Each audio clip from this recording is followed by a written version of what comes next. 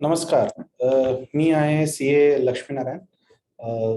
माझं थोडंसं बॅकग्राऊंड, मी national stock एक्सचेंजमध्ये 8 वर्ष काम केलं आणि त्याच्यानंतर इंडियन स्कूल ऑफ बिझनेसमधनं MBA केलं आणि 14 वर्षाचं कॉर्पोरेट एक्सपिरियन्स आहे आणि मी लास्टमध्ये एका कंपनीमध्ये CFO म्हणून होतो. ह्या व्हिडिओच्या माध्यमाने मला आमचं जे रिडेव्हलपमेंट झालं होतं, तर एकंदरीत त्याच्यात खूप साऱ्या गोष्टी असतात आणि खूप सारे अर्धवट नॉलेज असतं लोकांना आणि खूप सारे ॲडवाइसेस येतात. काही आपण विचारतो, काही न विचारत येतात. तर माझं जे अनुभव होतं रिडेव्हलपमेंट जे आम्ही केलं होतं आमच्या बिल्डिंगचं, तर त्याचं जे पूर्ण प्रकरण आहे त्याचं माझं एक्सपिरियन्स किंवा माझा अनुभव एकंदरीत ह्या व्हिडिओत टाकणार आहे. बहुतेक खूप लोकांना त्याची मदत होईल अशी मला वाटते. तर हे माझं एक्सपिरियन्स होतं रिडेव्हलपमेंटमध्ये. तर रिडेव्हलपमेंट म्हणजे काय? तर पहिली गोष्ट तर याच्यात मी काय-काय पॉइंट्स टाकणार आहे. एक आहे की रिडेव्हलपमेंट कशासाठी करावं? ओके. तर व्हाय रिडेव्हलपमेंट? त्याच्यानंतर आपल्याला काय कोण लागतं त्याच्यात? पार्टनर्स, एक्सपर्ट्स, आर्किटेक्ट लागतात, आपल्याला फायनान्समध्ये काही लोकं लागतात, लॉयर्स लागतात. तर काय लागतात आणि त्यांच्याकडनं आपल्याला काय अपेक्षा ठेवायला पाहिजे. तिसरी आहे की हे रिडेव्हलपमेंट जेव्हा आपण करतो पुण्यात स्पेसिफिकली, तर कुठले रेग्युलेशन्स आहेत जे आपल्याला लागू होतात. कोऑपरेटिव्ह सोसायटी ऍक्ट म्हणा किंवा UDCPR आहे. तर त्याच्यात कुठले रेग्युलेशन्स ऍप्लिकेबल आहे त्याची एक छोटीशी यादी बनवली आहे मी. देन प्रोसेस काय असायला पाहिजे रिडेव्हलपमेंटचं. त्याच्यानंतर फिजिबिलिटी, म्हणजे आपल्या याच्यात किती बांधकाम होऊ शकतं आणि आपल्याला किती वाढ भेटू शकतात, ह्याचं एक छोटंसं उदाहरण आणि त्याच्यात काय फॅक्टर्स फिजिबिलिटीला इफेक्ट करतात याच्याबद्दलचं माहिती देतोय. त्याच्यानंतर सोसायटी किंवा अपार्टमेंट, बंगलो जनरली एकच माणूस किंवा एकच फॅमिली डिसिजन घेते तर थोडंसं पटकन होतं. पण सोसायटी आणि अपार्टमेंटमध्ये आपल्याला सगळ्यांना एकत्र घेऊन यावं लागतं. तर सोसायटी आणि अपार्टमेंट कधी रेडी होते आणि त्याचा त्यांनी काय गोष्ट लक्षात घ्यायचंय, तर याची एक यादी. नंतर बिडिंग कसं करायचं, डेव्हलपर सिलेक्शन कसं करायचं आणि काय अग्रीमेंट्स असतात रिडेव्हलपमेंटमध्ये, तर याची एक छोटीशी माहिती जे माझ्या अनुभवात मला जे वाटलं की लोकांकडे पोहोचवायचं, तर त्याची एक छोटीशी एक PPT आहे. तर पहिली गोष्ट, तर आपण रिडेव्हलपमेंट कशासाठी करायचं? तर रिडेव्हलपमेंट हे प्रकरण म्हणजे आपलं जे जुनी बिल्डिंग आहे, तर 20 वर्ष, 25 वर्ष, 30 वर्ष असं जे जुने बिल्डिंग झालेत, तर त्याला तुम्ही पाडून नवीन बिल्डिंग बांधू शकतात. आणि आता नवीन FSI रेग्युलेशनमध्ये तुम्हाला जास्त FSI भेटते. म्हणून तुम्हाला जास्त बांधकाम करून घेता येतं आणि डेव्हलपरकडे तुम्ही गेलात, तर तो जास्त बांधकाम करून तुम्हाला एक वाढीव जागा आणि बाकी तो विकून त्याचं कन्स्ट्रक्शन कॉस्ट आणि प्रॉफिट तो काढून घेतो. तर हे रिडेव्हलपमेंट असं प्रकरण आहे. तर जनरली पहिली गोष्ट जे रिडेव्हलपमेंटसाठी आहे की का रिडेव्हलपमेंट करावं, आणि जे सगळ्यात मोठी गोष्ट आहे की लिफ्ट नसते. आता कोथरूड भागात किंवा बाकी जे पुण्यात जे चांगले जागा आहेत, तर हे जनरली हे जागे 80-90च्या काळी भरपूर बिल्डिंग्स आय मीन उभे झाले होते. तर आता त्या बिल्डिंग 20 वर्ष, 25 वर्ष, 30 वर्ष झालेत.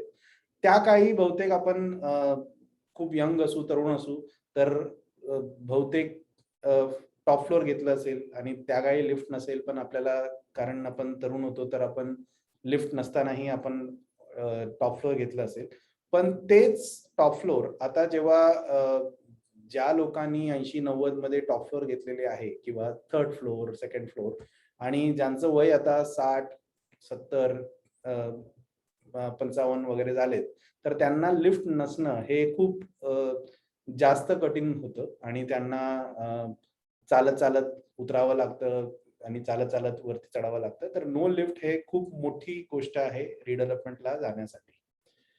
सेकंड आहे पार्किंग. त्या काळी आपल्याकडे बहुतेक सायकल आणि मोटरसायकल जास्त असायचं 80-90 मध्ये. पण आता बहुतेक सगळ्यांच्या घरी कार्स आहेत, ॲक्टिवाज किंवा टू व्हीलर, मोपेड्स असे आहेत. तर पार्किंग हे खूप गरजेचं झालेलं आहे आणि पार्किंग नसल्यामुळे खूप वादावादी होतात सोसायटी, अपार्टमेंटमध्ये किंवा तुम्हाला रोडमध्ये पार्किंग करावं लागतं, जे जनरली सेफ नसतं. काहीही होऊ शकतं गाड्याला वगैरे. तर पार्किंग हे दुसरा महत्त्वाचा मुद्दा. तिसरा मुद्दा आहे मेंटेनन्स. ह्या बिल्डिंगमध्ये जनरली खूप जास्त मेंटेनन्स घेतला जात नाही. पण कारण 25-30 वर्ष झाले, तर तिकडे अ, खूप कामं निघायला चालू होतात. सीपेजेस, लीकेजेस, क्रॅक्स, फरशी, नंतर पेंटिंग. तर ह्याच्यासाठी परत-परत आपल्याला जास्त पैसे मेंटेनन्स थ्रू काढावं लागतं. तर दॅट इज अनदर अजून एक गोष्ट आहे ज्याच्यामुळे रिडेव्हलपमेंट हे प्रकरण चांगलं असतं. काही-काही बिल्डिंग जुने असतात ते डिटेरियोरेटेड कंडिशन, याला टेक्निकली आपण डिलॅपिडेटेड बिल्डिंग्स पण बोलू शकतो. जे क्रॅक झालेले असतात, भिंत कधी-कधी साइडला पडून जाते कंपाउंडचं वगैरे. तर याला डिटेरियोरेटेड कंडिशन असतात. तर याला अगेन रिडेव्हलपमेंट एक चांगली प्रकरण आहे. दुसरं आहे की रिडेव्हलपमेंटमध्ये जनरली आपल्याला असं वाटतं की इकडे जर जुनं घर झालंय, तर आपल्याला दुसरीकडे कुठे जावं लागेल आणि आपल्याला जनरली त्या एरियाची, लोकॅलिटीची सवय असते. तर त्याच लोकॅलिटीमध्ये आपल्याला जास्त जागा भेटेल आणि मोठं फ्लॅट भेटेल, तर ते एडव्हांटेजेस राहतं रिडेव्हलपमेंटमध्ये. तर बिगर फ्लॅट सेम लोकॅलिटीमध्ये हे लोकांना जनरली आवडतं. आणि लास्ट आहे की आपल्याला नवीन अमेनिटीज भेटतात. पार्किंग, सोलार, लिफ्ट, आजकाल वर्मी कल्चर, रेन वॉटर हार्वेस्टिंग, चकचकीत एलिव्हेशन, लाईट वगैरे. तर न्यू अमेनिटीज सकट तुम्हाला मोठं फ्लॅट भेटते आणि तुम्हाला हे जे लिफ्ट नाहीये, पार्किंग नाहीये, मेंटेनन्स वगैरे याचं तुम्हाला अ, जाणीव होत नाही आणि त्याच लोकॅलिटीमध्ये तुम्ही 2 वर्ष, 3 वर्षांनी तुम्ही राहायला येतात. तर याच्यामुळे रिडेव्हलपमेंट करायचं हे बेसिकली हे उद्देश आहे. ह्याच्यात आपल्याला कोण-कोण लागतं पार्टनर्स, तर रिडेव्हलपमेंट जेव्हा सोसायटी, अपार्टमेंट किंवा बंगलो कोणीही करतात, जर तुम्ही स्वतः आर्किटेक्ट किंवा सिव्हिल या लाईनमध्ये नसलात, तर तुम्हाला खूप सारे पार्टनर्स लागतात. आणि याच्यात सगळ्यात पहिला पार्टनर म्हणजे ओनर्स. ओके. जनरली खूप साऱ्या सोसायटीमध्ये एकमत होत नाही. तर सगळ्यात पहिले पार्टनरशिप जे असते ते ओनर्स लोकांची असते. जर सगळ्यांनी एकमत केलं आणि सगळ्यांचं कोऑपरेशन असेल, तर ते सोसायटी सगळ्यात चांगलं सोसायटी रिडेव्हलपमेंटसाठी आहे हे लोकं गृहीत धरतात आणि डेव्हलपर लोकांना पण आवडतं, की सगळे एकमत आहात. तर ओनर्स हे पहिले पार्टनर आहे. आणि जनरली 25-30 वर्षात काही ना काहीतरी वादावाद किंवा भांडीला भांडी लागलं असतं, तर ते थोडंसं प्रॉब्लेम असतं. पण सगळ्यात पहिले पार्टनर आहे सगळे owners, including flat owners, shops असतील तर शॉप ओनर्स, ऑफिसेस असतील तर ऑफिस ओनर्स, पण सगळे ओनर हे पहिली पार्टनर आहे. तर हे पार्टनरशिप मजबूत असायला पाहिजे रिडेव्हलपमेंटला जाताना. दुसरा पार्टनर आणि खूप महत्वाचा आहे architect. Architect are the best people जे तुम्हाला बांधकाम किती होऊ शकतं, तिकडे मार्जिन्स किती लागतात, पार्किंग किती बसू शकते, रोडचं तुमचं विड्थ काय आहे आणि रोडमध्ये काय वाइडनिंग आहे का? हे सगळे जे छोटे-छोटे गोष्टी असतात, पण जे फिजिबिलिटी आणि कन्स्ट्रक्शन, डिझाइन आणि कॉर्पोरेशन सँक्शनसाठी आपल्याला खूप महत्वाचं असतात. हे करणारा एक्सपर्ट, तज्ञ म्हणजे आर्किटेक्ट. सेकंड आहे लॉयर.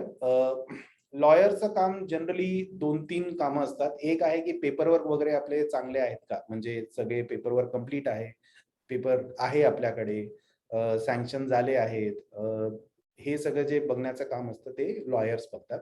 आता लॉयर जनरली 2 प्रकारे पेपर्स बघतात. एक आहे की सोसायटीचे पेपर्स आहेत की नाही आणि सगळे फ्लॅट ओनरचे इंडिव्हिज्युअल पेपर्स आहेत की नाही. तर हे ज्या तज्ञांना खूप माहिती आणि जे याच्यातले एक्सपर्ट्स आहेत ते आहे लॉयर. तर एक लॉयरचं काम असतं पेपरवर्क, कंप्लायन्स वगैरे. दुसरी लॉयरची गरज पडते फॉर एग्रीमेंट्स, म्हणजे आपण जे रिडेव्हलपमेंटसाठी करतो, तर जनरली 3 अग्रीमेंट्स करतो, कधी-कधी 2 अग्रीमेंट्स पण करतात.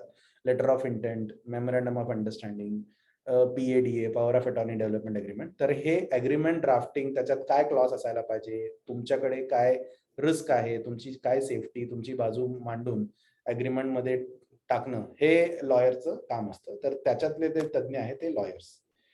CA किंवा फायनान्स, जे फायनान्सचं काही मॅटर्स असतात तर ते बघून घेऊ शकतात. डेव्हलपर हा एक सगळ्यात महत्वाचा पार्टनर आहे रिडेव्हलपमेंट मध्ये. कारण याच्यात जे ओनर्स आहेत ह्यांना घर द्यायचंय आणि जे अवकाश आहे रिडेव्हलपमेंटसाठी 24 महिने 36 महिने त्याच्यात त्यांना परत यायचंय आणि त्यांचं रिस्क आहे की ते घर कोणाला तरी देतात. पण डेव्हलपरचं रिस्क जे आहे ते आहे की त्याच्यात त्यांनी पैसे गुंतवणूक करायचं, नंतर कन्स्ट्रक्शनचं रिस्क घ्यायचं. कन्स्ट्रक्शनचं रिस्क म्हणजे सिमेंट घेणं, स्टील घेणं, स्टीलचा भाव वाढत राहतात किंवा सिमेंटचा भाव वाढले, तर हे सगळे जे रिस्क आहे ते डेव्हलपर घेतो. आणि सगळ्यात महत्वाचा रिस्क जो डेव्हलपर घेतो ते आहे घर विकण्याचं.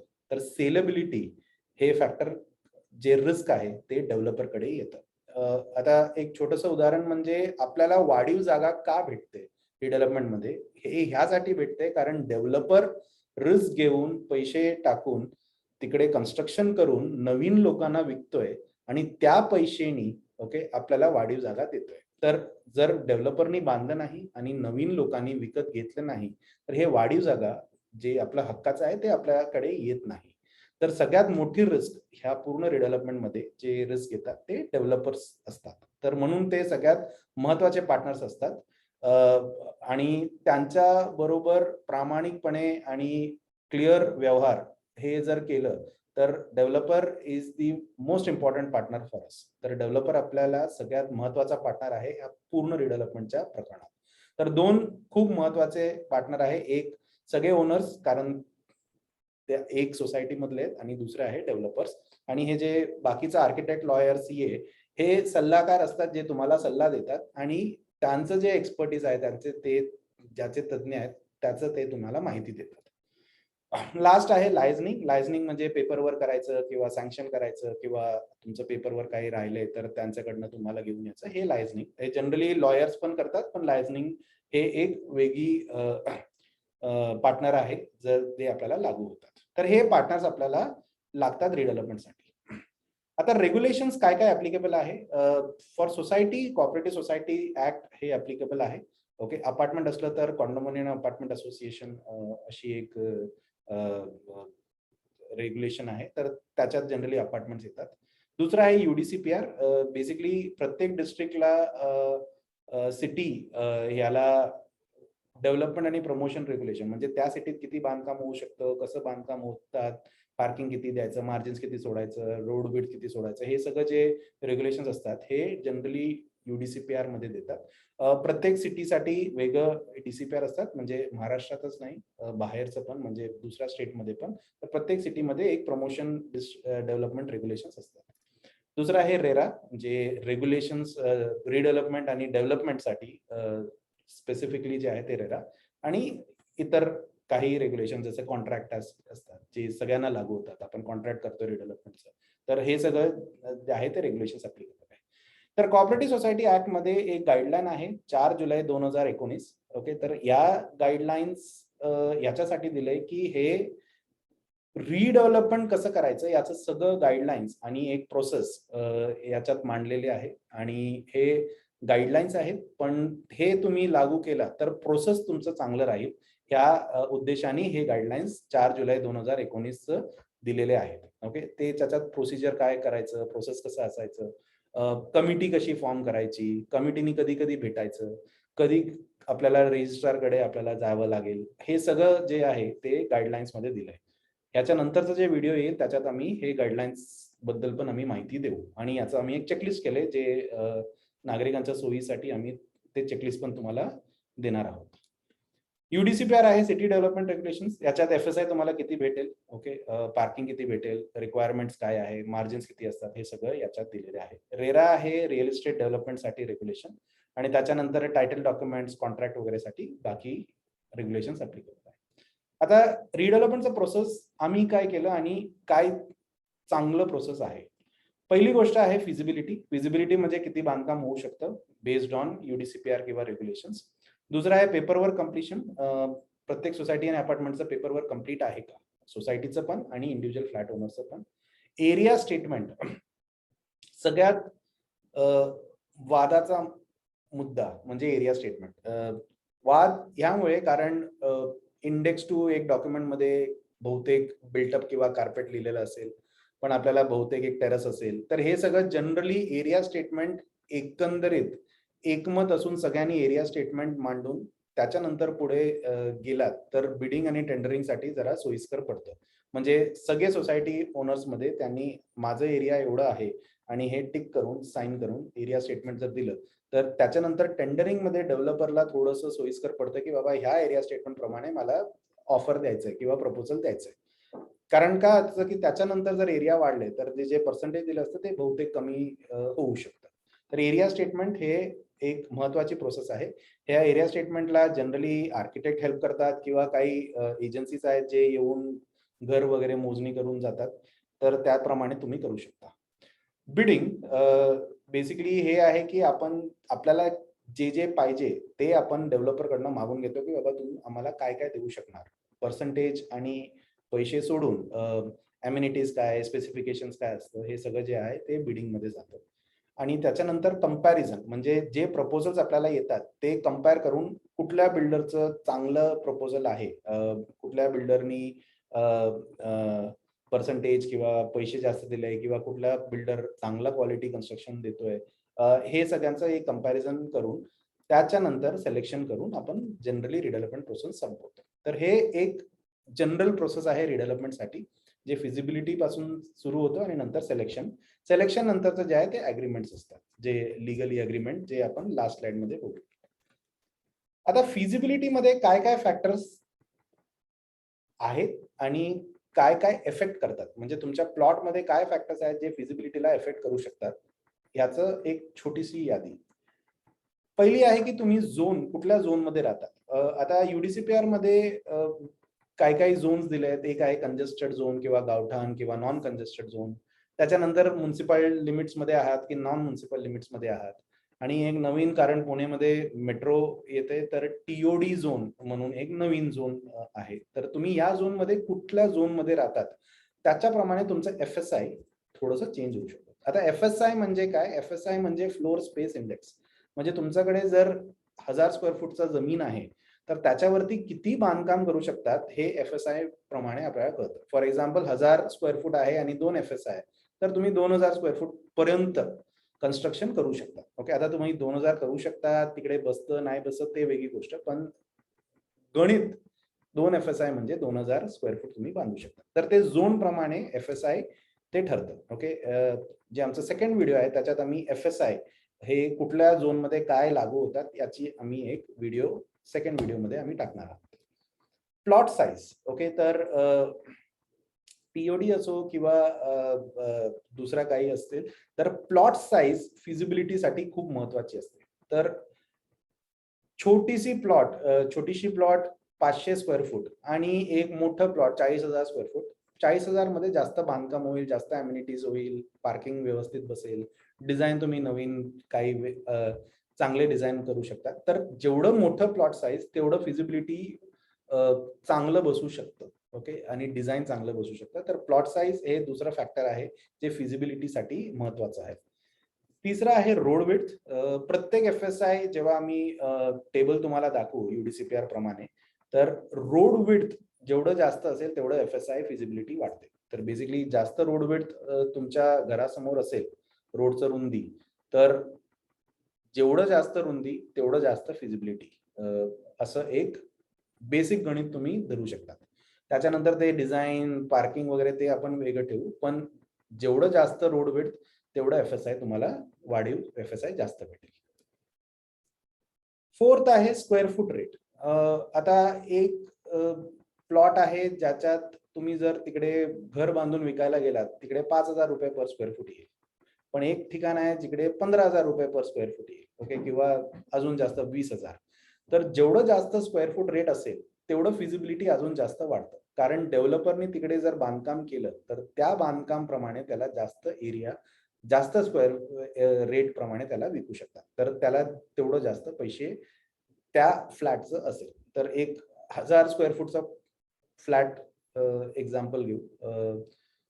तर ते जर 5000 स्क्वेअर फूट रेटमध्ये आहे, तर तिकडे तुम्हाला जे रेट भेटेल डेव्हलपरला त्याच्यापेक्षा 15,000 मध्ये त्यांना जास्त भाव भेटेल. तर त्याचं कन्स्ट्रक्शन कॉस्ट तेवढं त्याचं भरपाई लवकर होतं आणि प्रॉफिटेबिलिटी थोडंसं वाढतं. म्हणून जेवढं स्क्वेअर फूट रेट जास्त आहे तुमच्या लोकॅलिटीमध्ये, तेवढं फिजिबिलिटी थोडंसं जास्ती असतं. पार्किंग आता नवीन जे UDCPR आला आहे आणि जे FSI जे आपल्याला FSI भेटतायत, जे कन्सिडरेबली चांगले FSI आहे, म्हणजे आपल्याला जास्त FSI दिलेली आहे. पण FSI कंप्लीटली युटिलाइज होत नाही. कारण वन ऑफ द रिझन आहे जे आहे पार्किंग. ठीक आहे. आता पुण्यात जर तुम्ही चांगले लोकॅलिटी तुम्ही उदाहरणार्थ घ्या, कोथरूड, पटवर्धन बाग किंवा प्रभात रोड, कोरेगाव पार्क, कल्याणी नगर. इकडे जे कोणी येऊन फ्लॅट खरेदी करतील, ते मिनिमम एक पार्किंग तर मागतीलच. ओके. तर जेवढे पार्किंग तुम्ही बसू शकतात, तेवढेच फ्लॅट बसू शकतात किंवा त्याच्यापेक्षा कमी फ्लॅट बसेल. कारण काही फ्लॅट ओनर्सला 2 पार्किंग पण लागतात. तर पार्किंग बसवणं हे मेजर मुद्दा आहे FSI कन्झम्पशनसाठी. तर खूप ठिकाणी असे झाले आहेत, की आम्हाला 2 FSI आहे आणि एक अँसिलरी FSI नावाचा प्रकार आहे. ते 60% आहे. तर 3.2 FSI पर्यंत जाऊ शकतो. म्हणजे तसं गणित तुम्ही धरलात तर 10,000 स्क्वेअर फूटचा प्लॉटमध्ये तुम्ही 3.2 म्हणजे 32,000 स्क्वेअर फूटचं कन्स्ट्रक्शन करू शकता. पण पार्किंग तिकडे बसलं नाही, तर ते 32,000चं तुम्हाला 20,000 पण होऊ शकतं, 22,000 पण होऊ शकतं आणि 25,000 पण होऊ शकतं. तर पार्किंग हे खूप महत्त्वाचा मुद्दा आहे फिजिबिलिटीसाठी. आणि खूप लोकांकडनं मी ऐकलंय, की 5 वर्षानंतर आपण बहुतेक एक फ्लॅट घेऊ शकतो, पण पार्किंग तुम्ही विकत घेऊ शकत नाही. कारण तिकडे असणारच नाही. तर पार्किंग हे खूप महत्त्वाचा मुद्दा आहे फिजिबिलिटीसाठी, जे आर्किटेक्ट आणि डेव्हलपर हे दोन्ही बघतात. म्हणून कधी-कधी आपल्याला जे गणितप्रमाणे आपल्याला वाटतं, की अरे इकडे 32,000 स्क्वेअर फूटचं कन्स्ट्रक्शन होऊ शकेल. पण आर्किटेक्ट आणि डेव्हलपर तुम्हाला नंतर म्हणजे त्यांच्याप्रमाणे, की हे पार्किंग बसत नाही म्हणून आम्ही 32,000 देऊ शकत नाही. म्हणून फिजिबिलिटी तुम्ही जे विचार करताय तेवढं प्रमाणे आपण पुढे जाऊ शकत नाही. हे एक मुद्दा असतो. Final cooperation. कोऑपरेशन म्हणजे एकमतता आणि जर एका सोसायटीमध्ये 10 लोकं आहेत आणि 10 लोकं एकमत आहेत आणि त्यांचं सगळ्यांचं सेमच रिक्वायरमेंट आहे. ते सांगतात, की आम्ही प्रामाणिकपणे पुढे जाऊ एंड ऑल. तर तिकडे फिजिबिलिटी थोडंसं चांगलं बसू शकतात. पण कोऑपरेशन नसेल तर एक म्हणजे डेव्हलपर पण हे गृहीत धरतो, की कोऑपरेशन नसेल तर इकडे वेळ खूप जाऊ शकतो. ओके. कारण सगळ्यांना एकंदरीत करून, एकमत करून पुढे जायला वेळ जास्ती जाऊ शकतो आणि अ, धंद्यात वेळ म्हणजे पैसा. तर कोऑपरेशन पूर्ण असेल तर फिजिबिलिटी थोडंसं चांगलं बसू शकतं. तर एकमतता हे खूप महत्त्वाचा फॅक्टर आहे फिजिबिलिटीला, सोसायटीला आणि डेव्हलपरसाठी. आता सोसायटी रेडी म्हणजे काय? तर याचा आम्ही ड्रीम्स डेव्हलप जे माझी कंपनी आहे, तर आम्ही एक स्कोर देतो, पास स्कोर. तर सोसायटी पास आहे का? ओके. आता पास म्हणजे काय? Paperwork, area statement, same thought process end same requirement. Okay. तर पी म्हणजे पेपरवर्क एंड प्रोसिजरल कंप्लायन्स म्हणजे पेपर आपल्याकडे सगळे आहेत का? रेडी आहेत का? कंप्लीट आहेत का? सोसायटीचं पण आणि फ्लॅट ओनर्स आणि शॉप ओनर्स आणि ऑफिस ओनर्सचं पण. तर individual paperwork complete, society paperwork complete आणि सगळे आपले जे प्रोसिजरल कंप्लायन्स असतील, तर ते सगळं कंप्लीट आहे का? तर हे पहिला मुद्दा पी, पास. सेकंड मुद्दा आहे एरिया स्टेटमेंट जे मी ऑलरेडी समजवलंय, की एरिया स्टेटमेंट सगळ्यांनी एक्सेप्ट करून हे आमचं एरिया आहे, हे आमचं युटिलाइज्ड एरिया आहे. माझं घर एवढा स्क्वेअर फूटचा, माझा शॉप एवढा स्क्वेअर फूटचा, हे मान्य करून सगळ्यांनी आणि कोणी दुसऱ्याचं पण जे मान्य केलंय त्याच्यावर ऑब्जेक्शन न घेता सगळ्यांनी एक्सेप्ट केलेलं एरिया स्टेटमेंट हे सेकंड फॅक्टर आहे पी-ए. एस-एस म्हणजे सेम थॉट प्रोसेस म्हणजे परत एकमतता आणि सगळ्यांचं सेमच रिक्वायरमेंट. सेम रिक्वायरमेंट म्हणजे अच्छा घर आम्हाला एलिव्हेशन चांगलं पाहिजे, सगळ्यांना बाल्कनी पाहिजे किंवा सगळ्यांना टेरेसेस पाहिजे, सगळ्यांना एवढंच हॉलचं साईज, बेडरूमचं साईज सेम पाहिजे. तर जेवढं तुम्ही सिमिलॅरिटी ठेवणार, तेवढं आर्किटेक्ट आणि डेव्हलपरसाठी फायदेशीर ठरतं, की त्यांना प्लॅनिंग चांगलं बसू शकतं. तर हे आहे एस-एस, एकमतता आणि सिमिलर रिक्वायरमेंट. तर ह्या स्कोर प्रमाणे जर पेपरवर्क प्रोसिजर कंप्लायन्स कंप्लीट आहे, एरिया स्टेटमेंट कम्प्लीट आहे, तुमची थॉट प्रोसेस एकमतता कम्प्लीट आहे, सिमिलर रिक्वायरमेंट आहे, तर तुम्ही स्वतःला 100% मार्क देऊ शकतात आणि फर्स्ट रँक. पण याच्यात जर पेपरवर्क नाहीये किंवा एरिया स्टेटमेंट सगळ्यांना एक्सेप्टेड नाहीये, तर थोडंसं आपल्याला वेळ त्याला जास्त द्यावा लागेल आणि सोसायटीला रेडी व्हायला जरा वेळ लागतो. आणि सोसायटी एकदा रेडी असते, त्याच्यानंतर बिडिंग आणि टेंडरिंग केला तर डेव्हलपरला पण आवडतं, की बाबा हे कंप्लीट सोसायटी आहे, तर याला आपण प्रपोजल देऊ आणि त्याला आपण रिडेव्हलपमेंट करून घेऊया. तर हे आहे सोसायटी रेडीनेस किंवा अपार्टमेंट रेडीनेससाठी स्कोर पास. हे आमचं कोडवर्ड आहे, की पास स्कोर किती. तर सगळे कंप्लीट असतील तर 100%.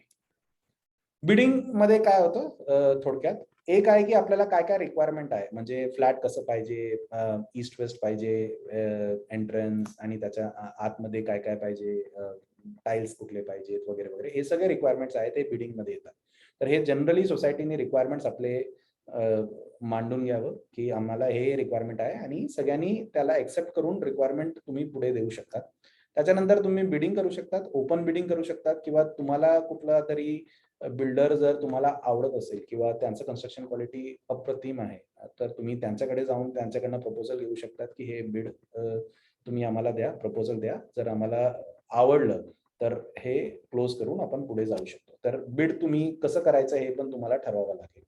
कंपॅरिझन मेथोडॉलॉजी काय असतं, म्हणजे काय कंपेअर करू, म्हणजे नुसतं टक्के कंपेअर करून पुढे जायचं आहेत का, टक्के प्लस पैसे किती देतोय हे कंपेअर करून पुढे जायचंय, किंवा आपल्याला हे पण धरायचंय की बिल्डरचं फायनान्शियल स्टेबिलिटी चांगली आहे का. तर कंपॅरिझनचं एक मेथोडॉलॉजी तुम्हाला ठरवावं लागेल. म्हणजे आपल्याला टक्के जास्ती पाहिजे की आपल्याला श्युरिटी पाहिजे की बाबा आपल्या हातात किल्ली येईल. तर हे कंपॅरिझन मेथोडॉलॉजी मध्ये तुम्हाला एक ठरवावं लागेल. हे generally PMC, dreams develop, architect हे लोक हेल्प करतात, पण अल्टिमेटली डिसिजन तुमचं असतं. तर आम्ही सल्लागार म्हणून काम करू शकतो, पण जज तुम्ही आहात. तर कंपॅरिझन मध्ये तुम्हाला काय हवं, म्हणजे सिक्युरिटी, सेफ्टी, फायनान्शियल स्टेबिलिटी हवं आहे तर तुम्ही वेगळं पॅरामीटर्स बघू शकतात. टक्के आणि पैसे हवे तर तुम्ही वेगळे पॅरामीटर्स बघू शकतात, किंवा हे दोघांचं कंबाईन एक स्कोर करून घेऊ शकतात. तर हे कंपॅरिझन मेथोडॉलॉजी. ट्रान्सपरन्सी म्हणजे जे चालू आहे ते सगळ्यांना एक प्लॅटफॉर्म किंवा एक व्यासपीठावर तुम्ही आणलं तर ते ट्रान्सपरन्सी जनरली चांगलं असतं. एक राउंड ऑफ रिबिडिंग म्हणजे जे प्रपोजल आले तर त्याला आम्ही अजून एकदा रिबिडिंग आणि डेव्हलपरला एक संधी देऊ, की तुला काही चेंज करायचं असेल तर तू चेंज कर बाबा. पण रिबिडिंग एकदा केलं तर माझ्या मते आम्ही जेव्हा केलं होतं आमचा अनुभव, की एक रिबिडिंग केलं आणि आम्हाला जे भेटलं त्याच्यात आम्ही समाधानी होतो आणि आम्ही पुढे गेलो. कधी-कधी रिबिडिंग एवढा वेळ होतो, की त्याच्यात आपण जे पहिल्यांदा जे मागितलं होतं आणि जे आपण लास्टमध्ये होतं तर त्याच्यात खूप अंतर असतं. तर त्याच्यात अ, म्हणजे हे आपलं डिसिजन जर फायनल असेल, की नाही मला हेच पाहिजे, हे जर मला भेटलं प्रपोजलमध्ये तर मी पुढे जाईन. पण जेव्हा हे डिसिजन फायनल नसतं, तर नाही अजून काही भेटू शकतं का, अजून काही भेटू शकतं, तर याच्यात खूप वेळ जातो आणि ह्या कारणामुळे रिडेव्हलपमेंट हे प्रकरण थोडंसं लांबतं. ओके, तर म्हणून रिबिडिंग एक आणि त्याच्यानंतर फायनल क्लोजर, की बाबा हा बिल्डर आम्हाला आवडलाय आणि हा प्रपोजल आम्हाला मान्य आहे. अग्रीमेंटमध्ये लिहून आपण फायनल करूया. तर हे बिडिंगची प्रोसिजर असते. Finally developer selection. तर डेव्हलपर सिलेक्शन करताना काय महत्त्वाच्या गोष्टी असतात. एक आहे की फायनान्शियल स्टेबिलिटी. कारण डेव्हलपर आपल्याकडनं पैसे गुंतवणूक करून तो बांधकाम करणार आहे. तर त्याच्याकडे फायनान्शियल स्टेबिलिटी आहे का? पहिली महत्त्वाची मुद्दा.